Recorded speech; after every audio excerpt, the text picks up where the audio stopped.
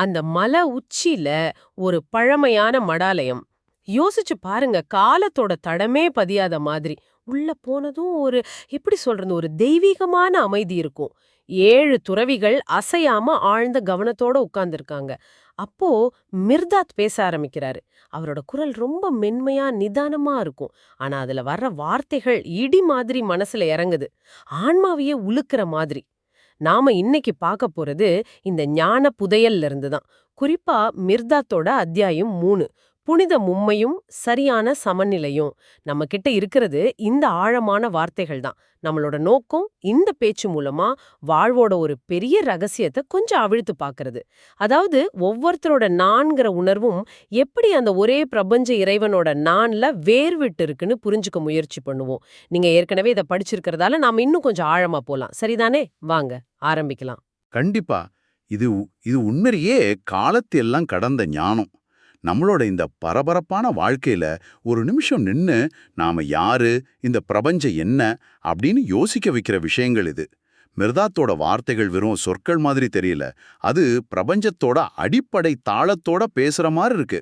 அதுவும் ஆயிரக்கணக்கான வருஷத்துக்கு முன்னாடி சொன்ன விஷயங்கள் இன்னைக்கு நம்மளோட வாழ்க்கைக்கும் மனநிலைக்கும் இவ்ளோ பொருந்தி போகுதுங்கிறது அதுதான் ரொம்ப ஆச்சரியம். ஆமா. அவர் ஆரம்பிக்கிறதே ரொம்ப ரொம்ப ஆழமா இருக்கு. நீங்க ஒவ்வொருத்தரும் உங்க தனிப்பட்ட நான்ல மையம் கொண்டிருக்கலாம். ஆனா நீங்க எல்லாரும் ஒரே நான்ல தான் மையம் கொண்டிருக்கீங்க. இறைவனோட ஒற்றை நான் கூட அப்படிதான் அப்படின்னு சொல்றாரு. இது கேட்க ஒரு தத்துவம் மாதிரி இருந்தாலும், இது ஒரு அனுபவ உண்மையா இருக்குமோன்னு தோணுது. நம்மளோட தனி உணர்வு அந்த பெரிய உணர்வோட ஒரு சின்ன துளி மாதிரி. அப்படியா? ம். சரியா சொன்னீங்க. ஆனா துளின்னு சொல்றத விட அந்த பெரிய கடலே ஒவ்வொரு துளியிலையும் தன்னை காட்டுதுன்னு சொல்லலாம்.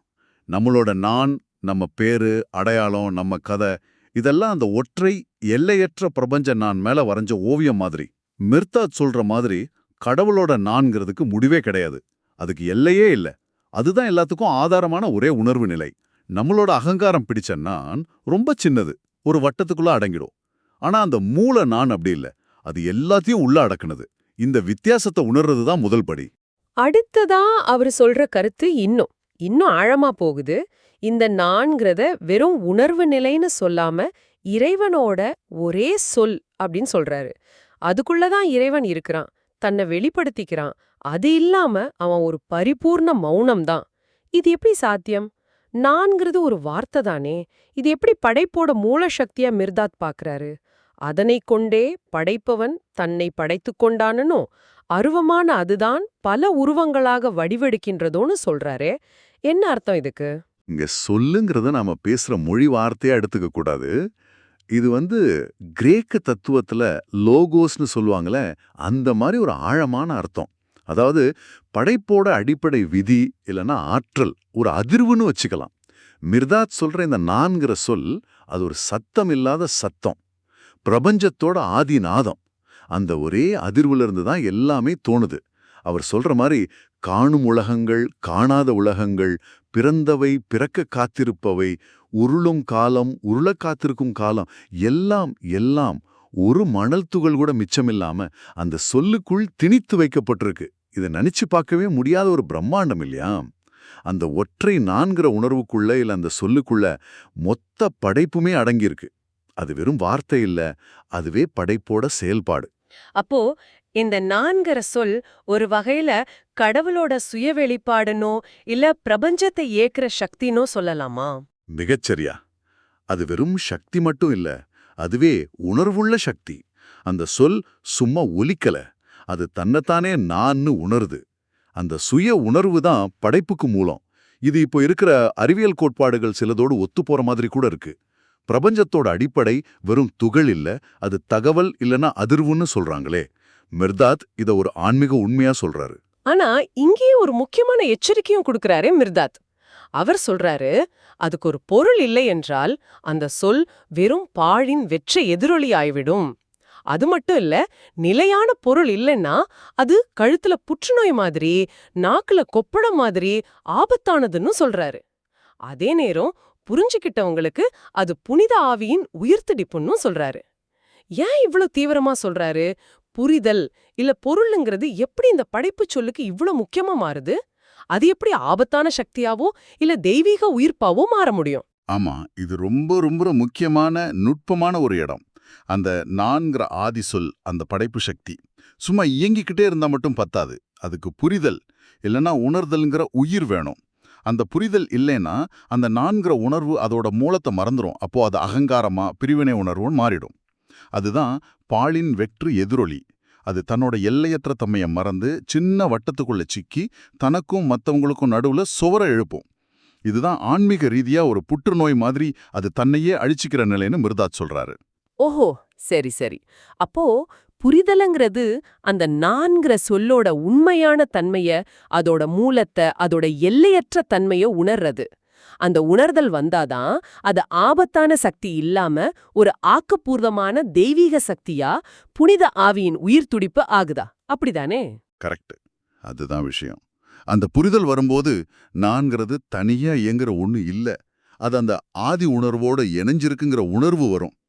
அந்த உணர்தல் தான் சமநிலையை கொடுக்குது. அந்த புரிதல் தான் அந்த படைப்புச் சொல்லுக்கு உண்மையான ஆழமான அர்த்தத்தை கொடுக்குது. அதனாலதான் மிர்தாதத்தை அழகா ஒரு தராசோட ஒப்பிடுறாரு. அது தராசு சட்டம், என்றென்றும் சமநிலையில் இருக்கும் தராசு சட்டம்னு சொல்றாரு. அந்த தராசு சட்டம் தான் புரிதல். அது ஒரு தட்டுல இருக்கிற ஆதி உள்ளுணர்வையும் இன்னொரு தட்டுல இருக்கிற அந்த நான்கிற சொல்லையும் சமநிலையில இணைக்குது. புரிதல் இல்லைன்னா தராசு முறிஞ்சிடும், சமநிலை போயிடும். இப்போதான் இது ரொம்ப ஆழமாவும் சுவாரஸ்யமாவும் இருக்கு. இந்த சமநிலையை தான் மிர்தாத் மும்மைன்னு சொல்றாரு. அவர் குறிப்பா சொல்ற அந்த 3 விஷயங்கள், ஆதி உள்ளுணர்வும் அந்த சொல் நான், புரிதலின் உயிர்ப்பும் தான் இருப்பின் மும்மை. இது 3ம் தனித்தனி இல்ல, ஒண்ணுதான் அப்படின்னு சொல்றாரே. இந்த மும்மைய பத்தி இன்னும் கொஞ்சம் விரிவா பேசலாமா? இது எப்படி இருக்கிறதுக்கே அடிப்படையா அமையுது? இதுதான் இந்த அத்தியாயத்தோட மையமே இல்லையா? மிர்தாத் இருப்போட முழுமையான யதார்த்தத்தை இந்த 3 விஷயங்களோட பிரிக்க முடியாத ஒரு இணைப்பா காட்டுறாரு. 1, ஆதி உள்ளுணர்வு. இதுதான் மூல உணர்வு நிலை. இது சும்மா இருக்கு, இது எல்லாத்துக்கும் ஆதாரம், உணர்வுகளுக்கெல்லாம் உணர்வு. 2, அந்த சொல் நான். இது அந்த மூல உணர்வோட முதல் வெளிப்பாடு, அதோட சுய உணர்வு, அதோட படைப்பு சக்தி. அந்த மூல உணர்வு தன்னை நான் உணரும்போது பிரபஞ்சம் விரியுது. இது ஆற்றலோட வடிவம். 3, புரிதலின் உயிர்ப்பு. இது அந்த நானுங்கிற சொல்லுக்கும் அதோட மூலமான ஆதி உள்ளுணர்வுக்கும் இருக்கிற தொடர்பை உணர்ற நிலை. இது வெறும் அறிவால வர்ற புரிதல் இல்ல, இது ஒரு உயிரோட்டமான நேரடி அனுபவம். இதுதான் அந்த சொல்லுக்கு அர்த்தத்தையும் முழுமையும் சமநிலையையும் கொடுக்குது. இது ஞானத்தோட வடிவம். மிர்தாத் ரொம்ப அழுத்தமா சொல்ற மாதிரி இது 3ம் வேற வேற இல்ல, இந்த 3ம் ஒன்றே. அவை எப்பவுமே ஒன்னாதான் இருக்கு.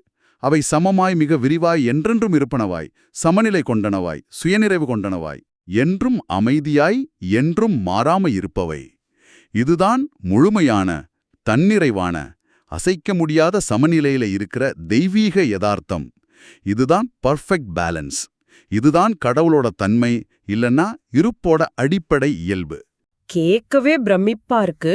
இந்த முழுமையான சமநிலையான மும்மைங்கிறது கடவுளுக்கு மட்டும்தான் சொந்தமா?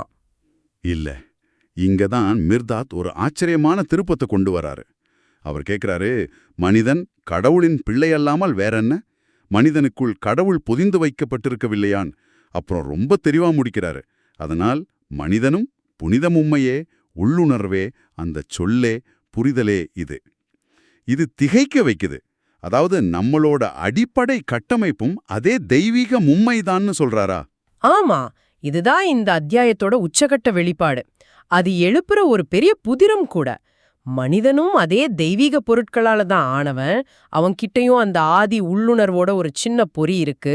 அவனும் தன்னை நான்னு உணர்ற சொல்லோட சக்திய வச்சிருக்கான். அவன்கிட்ட புரிஞ்சுக்கிற திறனும் இருக்கு. அப்படி இருந்தா இங்கதான் அந்த முக்கியமான கேள்வி வருது இல்லையா? மிகச்சரியா மிர்தாத்தே அந்த கேள்வியை எழுப்புறாரு. அப்படி இருக்க அவன் ஏன் கடவுளை போல சமநிலையில இல்ல? மனுஷனும் அதே புனித மும்மைனா அவனோட வாழ்க்கையிலேயே இத்தனை குழப்பம், முரண்பாடு, ஏற்றத்தாழ்வு? ஏன் இந்த சமநிலையின் இன்மை? அவனோட உள்நுணர்வு, சொல், புரிதல், இது 3 ஏன் கடவுளை போல சரியான முழுமையான இணக்கத்தோட இயங்கல? இது நம்மளே ஆழமா யோசிக்க வைக்குது. மிர்தாத்தோட பார்வையில பார்த்தா மனுஷனோட நான்கிற உணர்வும் ஒரு படைப்பு தான். கடவுளை போலவே மனிதனும் ஒரு படைப்பு, நான் என்பதே அவனது படைப்புன்னு சொல்றாரு மிர்தாத். ஆனா மனுஷனோட படைப்பான இந்த நான் கடவுளோட நான் மாதிரி முழுமையான சமநிலையில அதோட மூலத்தோட ஒன்றிணைஞ்சு இல்ல. எங்கேயோ ஏதோ ஒன்று தப்பா இருக்கு. அந்த பிழை எங்க இருக்கு? அது உள்ளுணர்வுலையா, சொல்லுலியா, இல்ல புரிதல்லையா? இந்த அத்தியாயம் அந்த பிழைய விளக்கல. ஆனா அந்த புதிரை நம்ம முன்னாடி வச்சு யோசிக்க தூண்டுது. ஒருவேளை மனுஷனோட உள்ளுணர்வு மறைக்கப்பட்டிருக்கா, அவனோட நான்கர சொல் அகங்காரத்தால சிதஞ்சிடுச்சா, இல்ல அவனோட புரிதல் முழுசா இல்லாம மேலோட்டமா இருக்கா? இந்த மூணுல எது சமநிலையை இழக்க காரணம்? இந்த கேள்விகள் தான் மிர்தாத் அடுத்ததா சொல்ல போறதா சொல்லி இந்த அத்தியாயத்தை முடிக்கிறாரு. அந்த புதிரை அறிந்து கொள்ள மிர்தாத் வெளிப்படுத்த போவதை கேளுங்கள். இது அடுத்த கட்ட விஷயங்களுக்கு ஒரு பெரிய எதிர்பார்ப்பை உருவாக்குது. ஆனா இந்த அத்தியாயத்திலேயே நாம யோசிக்க நிறைய இருக்கு. மனிதனும் தெய்வீக உண்மைங்கிற கழுத்து நம்மளோட சக்தி என்ன, நம்ம பொறுப்பு என்னங்கிறத ஒரே நேரத்துல காட்டுது. ஆஹா, இன்னைக்கு நாம மிர்தாத்தோட 3வது அத்தியாயம் வழியா ஒரு ஆழமான பயணத்தை செஞ்சிருக்கோம். பிரபஞ்சத்தோட ஆதாரமான நான்கிற உணர்வு, அதுவே இறைவனோட படைப்புச் சொல்லா இருக்கிறது. அந்த சொல்லுக்கு புரிதல் உயிர் கொடுக்கிறது. இது மூணும் சேர்ந்த ஆதி உள்ளுணர்வு, சொல், புரிதல், புனிதம் மும்மைதான் இருப்போட அசைக்க முடியாத சரியான சமநிலைங்கிறத பார்த்தோம்.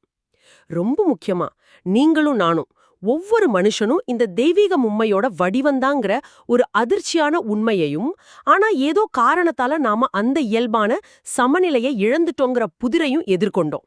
இது உண்மையிலேயே உங்களை ஆழமா யோசிக்க வைக்கிற ஒரு விஷயம். நீங்க இந்த தெய்வீக உண்மையோட அம்சம்னா உங்க வாழ்க்கையில நீங்க உணர்ற அந்த சமநிலையின்மைக்கு காரணம் என்னவா இருக்கும்னு எப்போவாது யோசிச்சிருக்கீங்களா?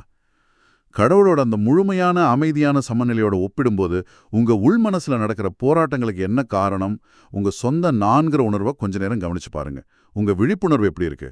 உங்க சுய விழிப்பாடு, அதாவது உங்க செயல்கள், வார்த்தைகள், அதுதான் உங்க சொல், அது எப்படி இருக்கு? இதுக்கெல்லாம் அடிப்படையான உங்க புரிதல் எவ்வளவு ஆழமா இருக்கு? இது மூணு உங்ககிட்ட எப்படி சில சமயம் இணக்கமா, சில சமயம் முரண்பாடா இயங்குது? இந்த புதிருக்கு மிர்தாத் என்ன விளக்கம் கொடுக்க போறாருங்கிற ஆர்வம் ஒரு பக்கம் இருந்தாலும், இந்த கேள்விகளை உங்களுக்குன்னே கேட்டுக்கிறது ஒரு முக்கியமான உள்நோக்கிய பயணத்தை ஆரம்பிக்க உதவும். அந்த பயணத்துல நீங்க என்ன கண்டெடுப்பீங்க? யோசிச்சு பாருங்க.